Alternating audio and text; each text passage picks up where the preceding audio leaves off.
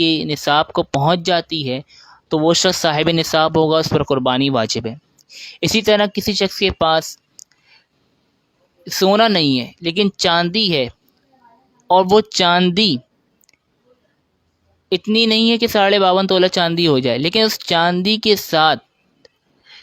کچھ کیش یا کچھ مال تجارت یا ضرورت سے زائد کچھ سامان ہے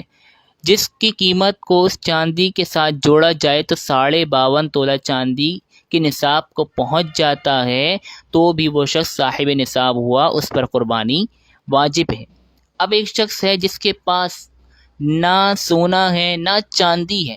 صرف کیش ہے، اور وہ کیش اتنا ہے کہ 52.5 تولہ چاندی کے نصاب کو پہنچ جاتا ہے، تو بھی اس شخص پر قربانی واجب ہوگی کیونکہ وہ صاحب نصاب ہوا۔ اب ایک شخص ہے، کسی شخص کے پاس نہ کیش ہے نہ سونا ہے نہ چاندی ہے، لیکن ضرورت سے زائد سامان موجود ہے، اور وہ سامان کو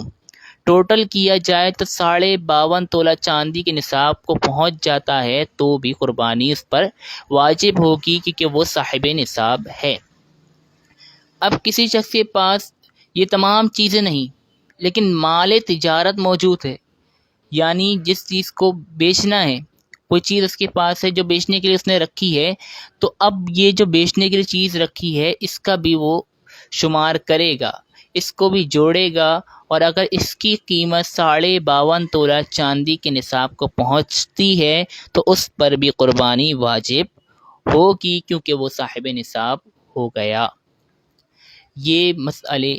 غور سے سمجھنے والے ہیں، کیونکہ بہت سے لوگ سب سے زیادہ جو غلطی کر جاتے ہیں وہ ہے ضرورت سے زیادہ، یعنی ضروریات زندگی میں جو استعمال ہونے والی اشیاء ہیں اس سے زائد مال ان کے پاس موجود ہوتا ہے، لیکن وہ کہتے ہیں ہمارے پاس ہاتھوں میں کیش نہیں ہے یا ہمارے پاس کوئی ایسا سونا یا چاندی نہیں ہے، تو وہ سمجھتے ہیں کہ ہم